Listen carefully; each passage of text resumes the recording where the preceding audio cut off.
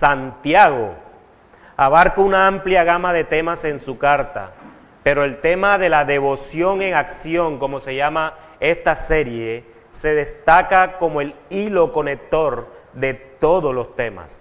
El capítulo 1, para los que de pronto no han estado en toda la serie, providencialmente hizo un recuento. En el capítulo 1 introduce el principio de que la prueba de la fe es lo que la hace crecer y madurar. No solo la mera posesión de esta, la fe es también la base para pedir sabiduría. ¿Recuerdan? Sin ella somos como las olas llevadas de un lado al otro. ¿Sí recuerdan el capítulo 1? Luego Santiago trastoca por completo la visión que se tiene en el mundo sobre los ricos y los pobres desde la perspectiva de la fe, antes de revelar las verdaderas fuentes de prueba y de buenas dádivas y dones perfectos. En los versículos 19 y 27 del capítulo 1, Santiago contrasta el escuchar y el llevar a la práctica con el oír solamente. La fe requiere de ambas cosas, no solo de oír, sino también de hacer. Cierra la sección con el ejemplo práctico del daño que hacemos con nuestras lenguas. Su llamado a poner freno a nuestras lenguas deja claro que Santiago tiene en mente que realicemos acciones específicas de fe. Las palabras imprudentes rompen la fe dentro de la comunidad, haciendo que la religión que cada persona tiene no sirva para nada en comparación con atender a las viudas y los huérfanos en sus aflicciones y conservarse limpio de la corrupción del mundo. Otra cosa que quebranta la fe dentro de la comunidad es mostrar parcialidad. Me acuerdo que fue Juanqui el que dio esa enseñanza, porque Juanqui es muy parcial. Parcialidad en el trato a los demás de acuerdo con los valores que se le asignan en el mundo a los ricos y a los pobres, en vez de hacerlo apoyado en la visión que tiene Dios al respecto. Santiago amplía el alcance de la devoción en acción, yendo de la parcialidad y la lengua al contraste entre la fe y las obras. Así como la fe que no es probada sigue siendo inmadura e incompleta, así también lo es la fe sin obras, una fe muerta. Santiago crea un retrato conmovedor de cuán inútil es la fe inactiva. Decir a un hermano o a una hermana que tiene necesidades que se abrigue y coma hasta saciarse mientras no se toma ninguna medida práctica para ofrecer ayuda. ¿Qué sentido tiene afirmar que tenemos fe si nunca la ponemos en práctica? Así como la religión sin fe no sirve para nada, así de vana es también esa fe sin obra, es una fe muerta. Nuestra fe es una fe que obra. No obramos para ser salvos, obramos porque ya somos salvos. Pero ya en el capítulo 3, entre los versículos 1 y 12, Santiago reanuda su discusión sobre el impacto de la devoción en acción o su ausencia puede tener en la lengua. ¿Se acuerdan de esa enseñanza? Si bien la lengua tiene usos beneficiosos como enseñar y como bendecir, es capaz de usar o de causar la misma destrucción devastadora que provoca un incendio forestal, como el mismo Santiago nos los enseña. Sin embargo, algunos no ven ningún problema en bendecir a Dios en un momento y maldecir luego a los que portan la imagen de Dios. Nuestra única esperanza de evitar que nuestras lenguas sean una fuente de tropiezo o de hipocresía es poner la devoción en acción para domar lo que la naturaleza humana no puede. El autocontrol que mantiene nuestra lengua a raya tendrá el mismo efecto en el resto de nuestro cuerpo, llevándonos entonces a una madurez como creyentes. ¿Tú quieres saber si eres maduro, hermano? Refrena tu lengua. Eso hacen los creyentes maduros. El poner la devoción en práctica también diferencia a los verdaderamente sabios de los que se engañan a sí mismos. ¿Cuál es la diferencia?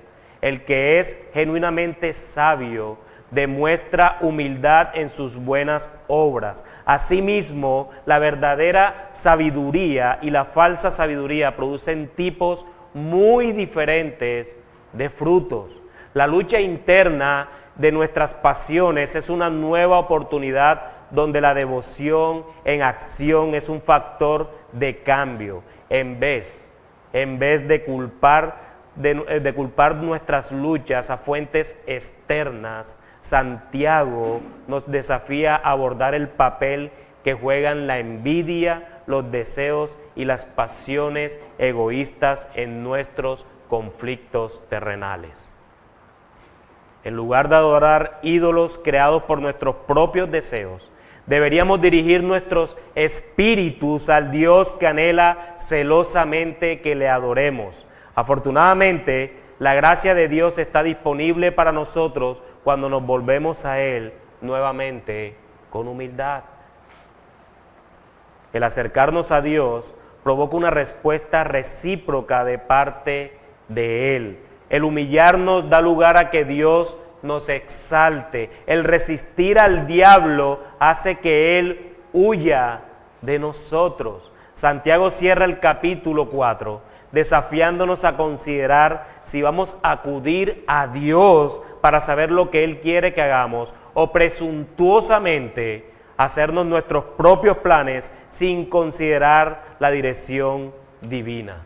Seguir nuestros propios planes en lugar de lo que el buen Dios quiere que hagamos es pecado y punto. Seguir nuestras propias convicciones sin que Dios interceda en ellas, realmente eso es pecado porque no es la voluntad de Dios. Santiago comienza el capítulo final, es decir, este capítulo 5, con un desafío a reflexionar en cómo la devoción en acción afecta nuestra estrategia de inversión. Los principios que él esboza, si bien van dirigidos a los ricos, socavan cualquier confianza que alguien podría colocar en el valor duradero de las riquezas. En vez de ser una inversión rentable, estas se transforman en bienes tóxicos que dan testimonio contra nosotros. ¿Y cómo? Porque se apartan del objetivo que Dios tiene para ellas, como ayudar a quienes, a los necesitados, que el mismo Santiago nos dice en el capítulo 2, o porque se retienen los salarios que se adeudan para financiar estilos de vida llenos de placer desenfrenado. A los que sufren las consecuencias económicas de tal comportamiento, Santiago los exhorta a hacer ¿qué? A ser pacientes en el versículo 7 del capítulo 5. Podemos estar confiados mientras esperamos debido a la cercanía de la venida del Señor, cuando todos estos asuntos serán juzgados y rectificados. Como creyentes debemos ser pacientes, porque la única razón que nos da fuerza para ser pacientes es que el Señor vendrá. Debemos tener paciencia porque el Señor vendrá y Él juzgará las obras de todos los hombres. Juzgará las obras de todos los hombres. Su regreso inminente también nos debe disuadir de quejarnos unos de otros o de hablar con tanta ambigüedad que tengamos que jurar para ser tomados en serio. ¿Recuerdan? Que tu sí sea sí y que tu no sea no. La imagen de cierre de la devoción en acción se centra en la vida dentro de una comunidad de fe, una comunidad como esta. Los que sufren alguna enfermedad deben pedir ayuda y la comunidad en torno a ellos debe responder en fe. Eso fue lo que vimos la semana anterior. ¿Por qué? Porque la oración de fe puede lograr tanto la sanidad física como la espiritual. Esta es nuestra motivación para confesar nuestros pecados y orar los unos por los otros. Eso es lo que hacemos aquí cada jueves. Santiago nos desafía a reconocer que la salud de la persona, ya sea física o espiritual, afecta a la salud de toda la comunidad. Y es en este contexto inmediato, hermanos, en donde nos encontramos con estos dos últimos versículos de la carta de Santiago. Hermanos míos, si alguien de entre ustedes se extravía de la verdad y alguien le hace volver, sepa entonces que el que hace volver a un pecador del error de su camino, salvará su alma de muerte y cubrirá multitud de pecados. En estos dos últimos versículos de su epístola, Santiago enfatiza la responsabilidad comunitaria como iglesia que los cristianos tienen unos para con otros. No solo deberían confesar sus pecados y orar juntos, deberían también ejercer un cuidado espiritual mutuo y benéfico. Este cuidado espiritual se le debe proveer al creyente en forma individual por medio de una consejería privada o por medio de la iglesia a través de la predicación de su palabra. Nuevamente el apóstol regresa a un término que se ha repetido varias veces en la carta. Él comienza diciendo nuevamente, hermanos míos. Ya esta es la novena vez dentro de estos 5 capítulos que utiliza esta amorosa frase para dirigirse a los hermanos que seguramente él mismo había pastoreado en la primera iglesia en Jerusalén y que fueron dispersados luego de la muerte de Esteban. Este pastor, Santiago, está listo para dar su último consejo pastoral escrito a estos hermanos de las 12 tribus. La intensa carta de Santiago termina abruptamente, ¿cierto? Sin doxología, no hubo saludos personales para nadie, ni saludos personales de nadie. No se parece nada quizás a la carta del apóstol Pablo que, por ejemplo, como Romanos, casi todo un capítulo, el último, salúdame a este, fulanito, X, Y, Z, todos los nombres, y además que todos eran feos esos nombres. Que si quieren poner nombre a sus hijos, hermano, ahí tienen una cantidad de nombres para colocar. Pero esta carta es absolutamente diferente. Aquí no hay doxología. Aquí Santiago termina con una abrupta exhortación nuevamente. Así como los que guían el rebaño pueden ayudar al bienestar físico de la gente con visitas personales, confesión y oración, también pueden ayudar a la gente que está espiritualmente enferma, interviniendo con valor en la vida de las personas que están cayendo en el infierno. Desde luego, la búsqueda de los cristianos extraviados no está reservada solo para los ancianos de la iglesia, y que eso quede bien claro, hermanos. No son los ancianos o los pastores de la iglesia los únicos que tienen el deber de ir a buscar a los hermanos que se están extraviando. Cada cristiano tiene oportunidades de hablar las palabras de juicio y amor de Dios para tratar de hacer volver a alguien a la fe. Hay una emoción única cuando se usan la ley y el evangelio para hacer volver al pecador a su sano juicio. La sangre de Jesús no tiene límites en su capacidad para lavar del alma de los hijos de Dios hasta la mancha del pecado más terrible. Con esta última breve exhortación termina la carta de Santiago. Es una conclusión apropiada para un libro dedicado a proclamar la fe real para una vida real, la fe práctica, devoción en acción, cómo somos hacedores y no solo somos oidores de la palabra de Dios.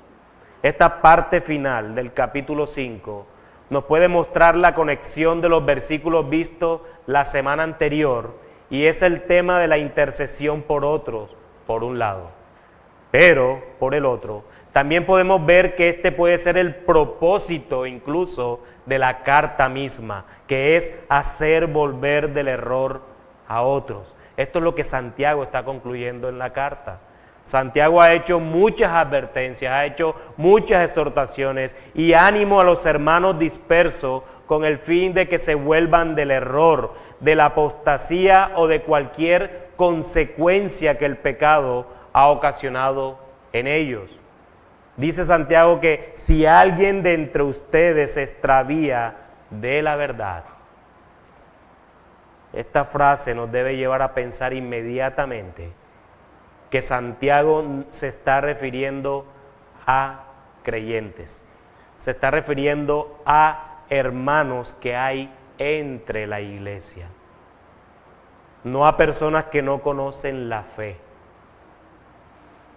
sino a personas que hay entre ellos que son cristianos genuinos y condiciona que alguien entre ellos se puede extraviar de la verdad o posiblemente ya está extraviado de la verdad. Así que, hermanos, nunca utilicen este texto para evangelizar, porque Santiago es claro cuando está diciendo hermanos míos. Si alguien entre ustedes, hermanos míos, ustedes que han sido salvados por la gracia de Dios, si alguien entre ustedes se está descarriando, se está desviando, se está extraviando, entonces tenemos que decir que es dentro de la iglesia, dentro de los hermanos en la fe. La palabra extravía en el original, en el griego, nos indica que es algo como descreer.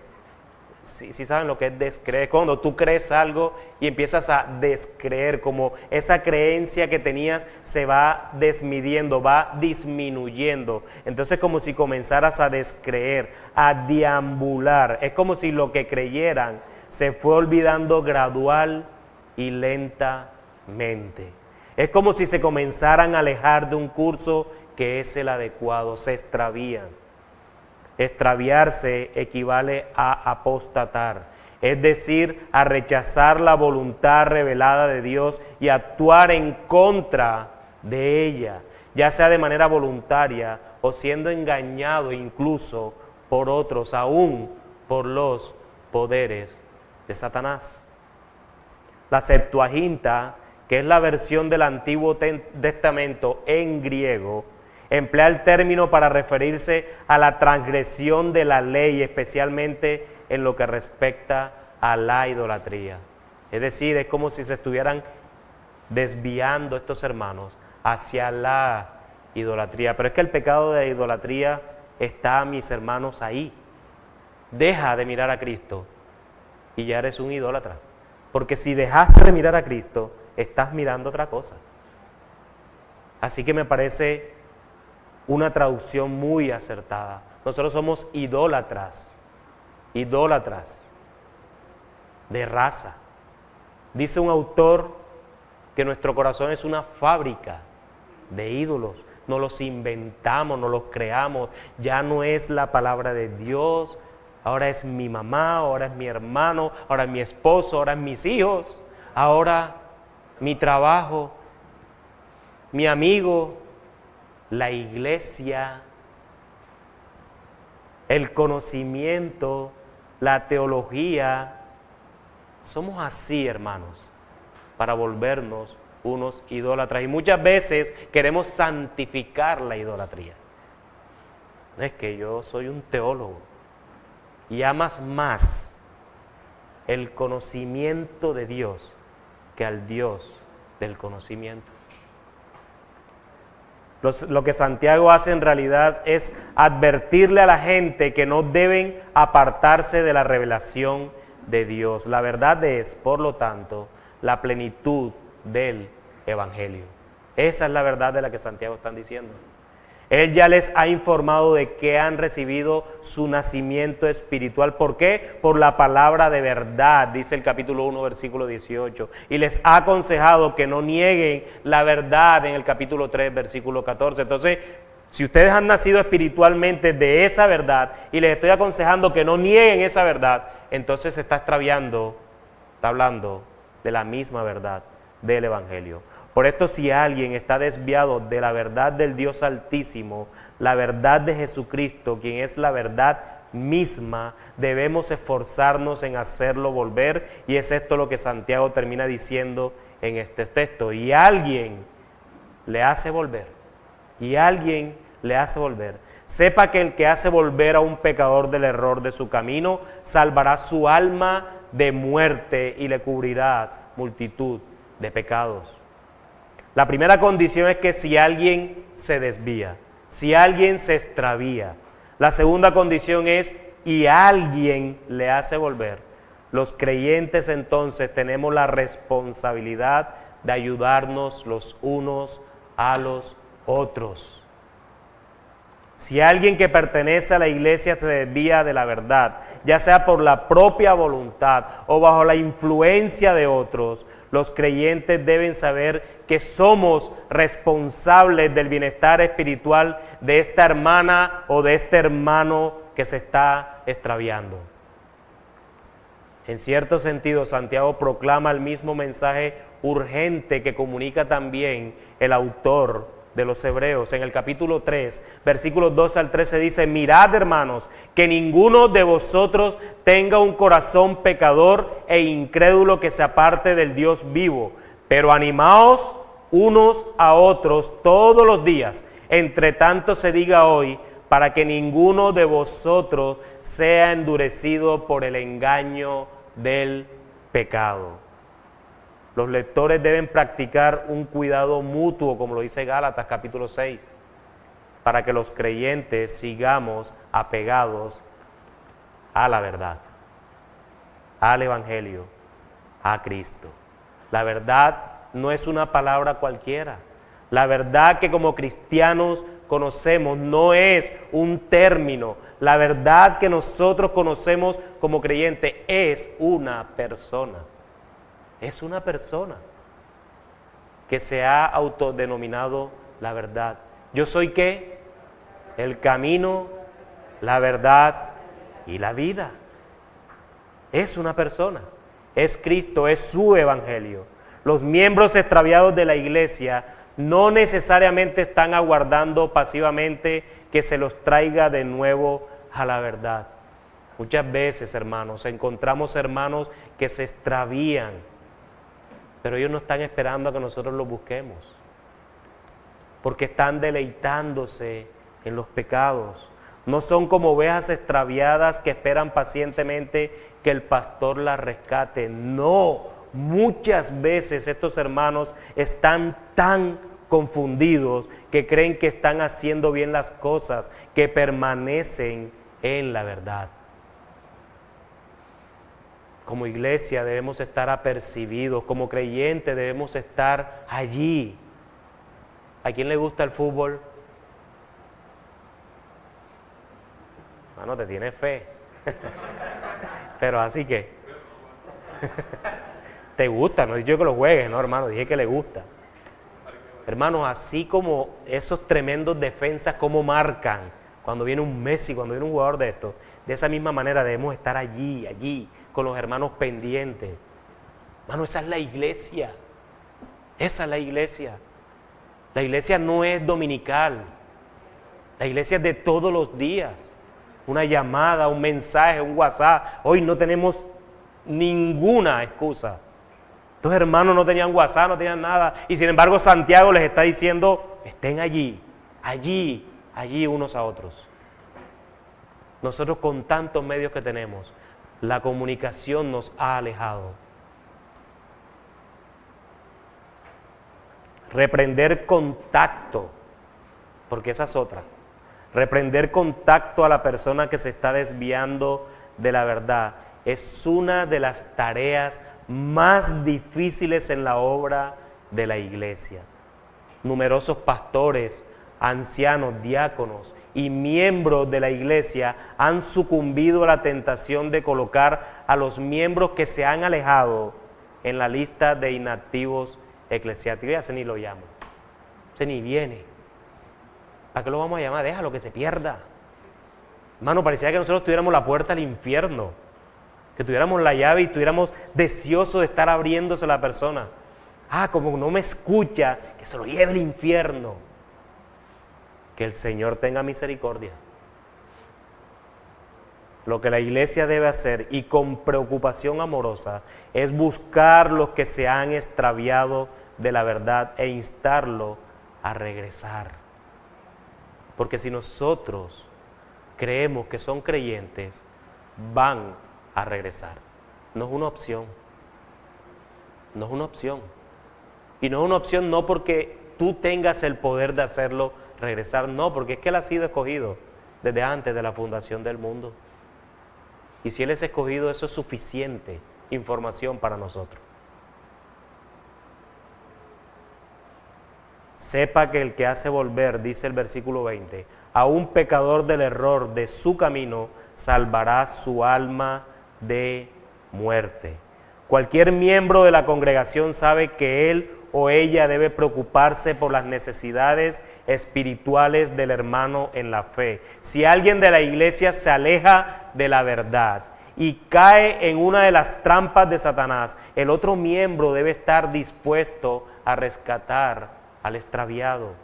Si dejamos de advertir o de decir algo, nosotros mismos somos culpables, ya que Dios nos considera responsables. Somos guardas de nuestros hermanos, no como Caín. ¿Se acuerdan de Caín en Génesis? Cuando Dios le preguntó a Caín por eso, yo no sé. ¿Acaso yo soy guarda de mi hermano?